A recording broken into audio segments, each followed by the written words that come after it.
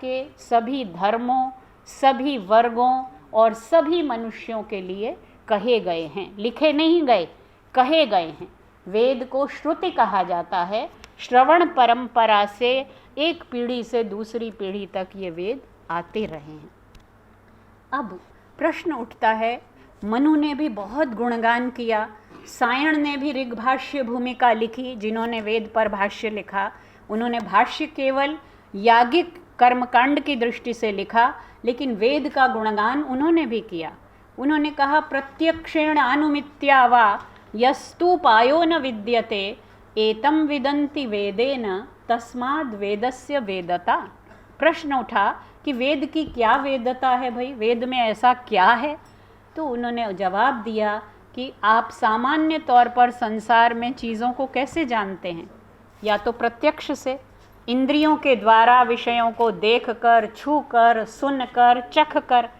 लेकिन जब प्रत्यक्ष संभव नहीं होता तो क्या करते हैं? फिर अनुमान करते हैं, रीजनिंग करते हैं, किसी ज्ञात के द्वारा अज्ञात तक पहुंचने की चेष्टा करते हैं।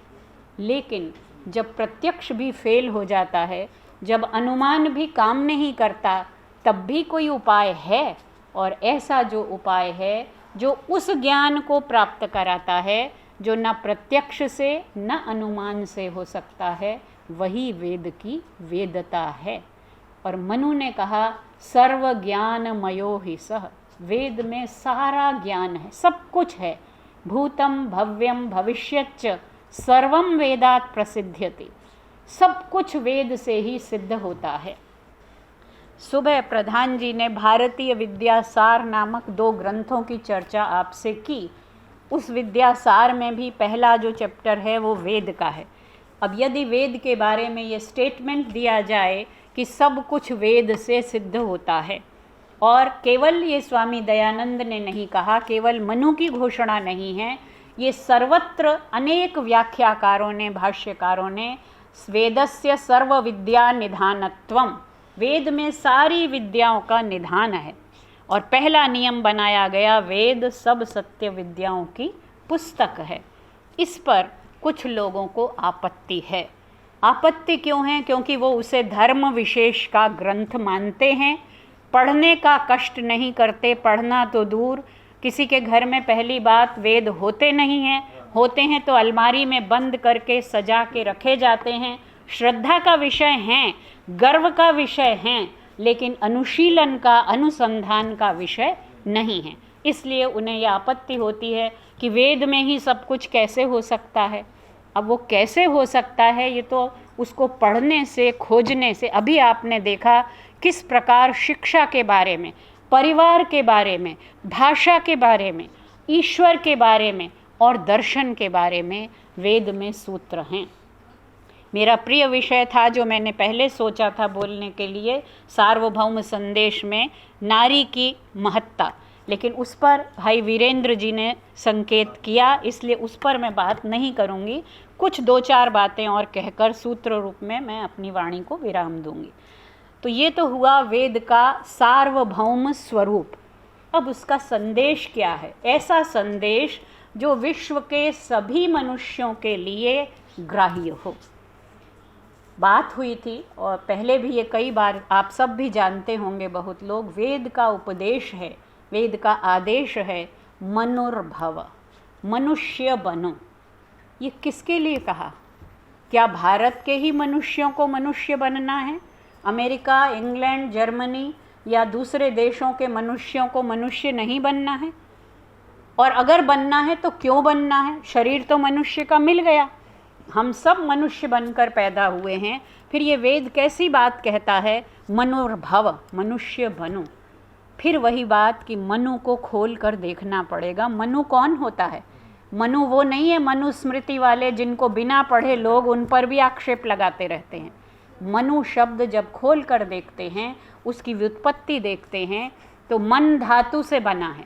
और यास्क निरुक्त में कहते हैं, मत्वा कर्माणि सीव्यति स मनुष्य। मनुष्य वो है जो मनन करके काम करता है।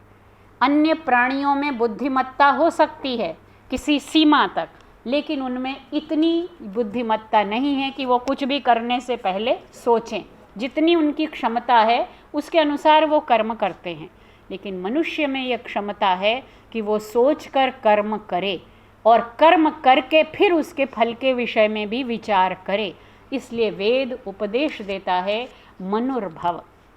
केवल इतना ही नहीं, आगे बहुत से मंत्र हैं जिनमें कहा कि वो माहिर भूर माँ प्रदाकुहु, और कहा उलूक या तुम शुशुलूक या तुम मनुष्य बनो और ये सब मत बनो।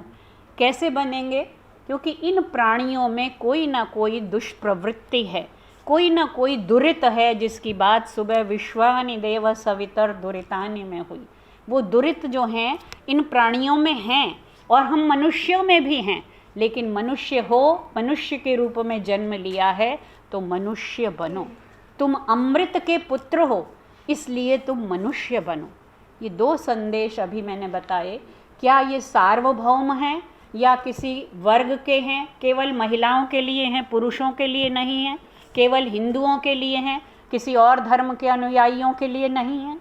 ये सबके लिए हैं कि शृण्वन्तु विश्वे अमृतस्, विश्वे और लगा दिया, सभी अमृत के पुत्रों, बहुवचन लगा हुआ है फिर भी विश्वे लगाया।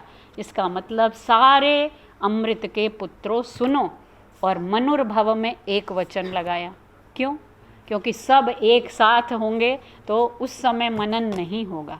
मनन करके जो बात अभी कही कि व्यक्ति अच्छा होगा तो परिवार अच्छा होगा, परिवार अच्छा होगा तो समाज अच्छा होगा। तो व्यक्ति को पहले मनु बनना होगा। जब व्यक्ति मनु बनेगा तो दंपति जब दो मिलेंगे वो मनु होंगे, फिर वो परिवार मनु होगा और फिर वो समाज मनु होगा। उसके आगे चलें, मनु हो गए, मनन करके हम कर्म करते हैं, लेकिन जहाँ हैं ठीक है विचार करके कर्म करते हैं, बस पर्याप्त है, इसमें हमें संतुष्ट हो जाना चाहिए। वेद का संदेश जो अभी आपको अनेक व्याख्यानों से मुखरित हुआ कि आशावादिता, उसमें जो दर्शन है वो ऐसा दर्शन है जो आपको सतत आगे बढ़ने की, ऊपर चढ़ने की प्रेरणा देता है।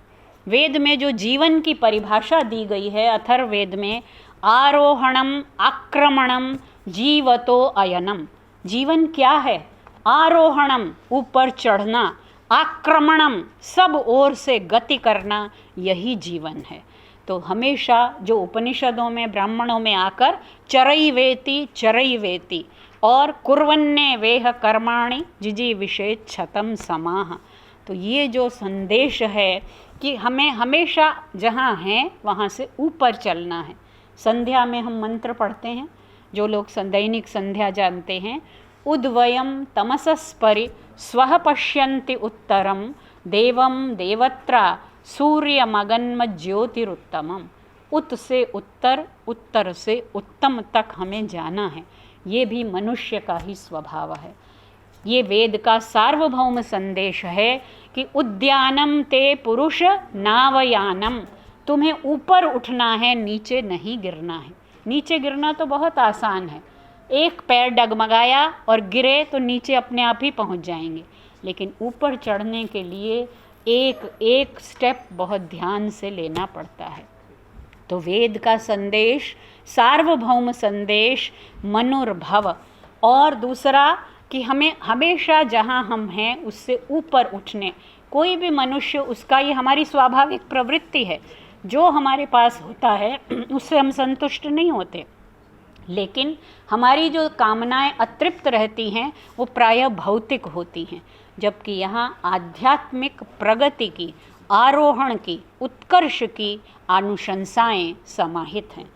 और आगे चलिए कि ऊपर चढ़ना है, आगे बढ़ना, वहाँ देखिए बहुवचन है, फिर उद्वयम तमसस्परि पश्यंत, बहुवचन, हम सब चलें ऊपर की ओर।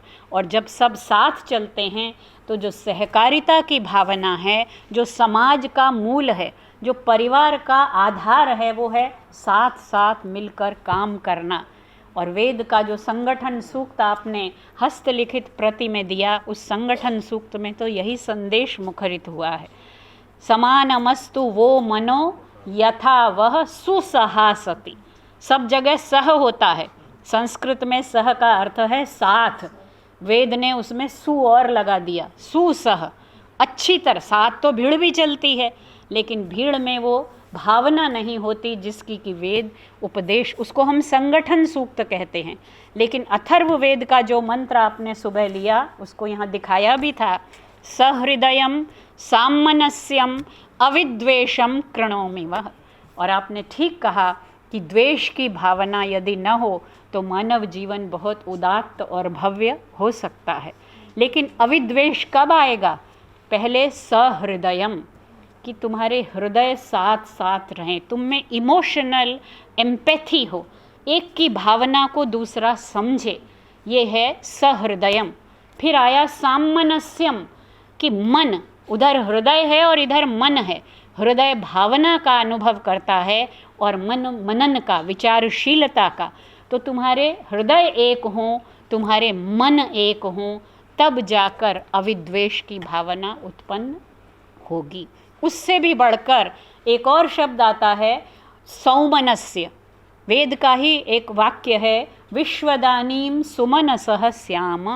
हम सब हमेशा सुमन की तरह खुश, सुमन का अर्थ है फूल, और सुमन का यहाँ पर सौमनस्य का अर्थ है प्रसन्न रहें। तो प्रसन्न कब रहेंगे? जब सहृदयता होगी, सामनस्य होगा, अविद्वेष होगा और सौमनस्य होगा। तब क्या होगा? उसका परिणाम कहाँ ले जाएगा?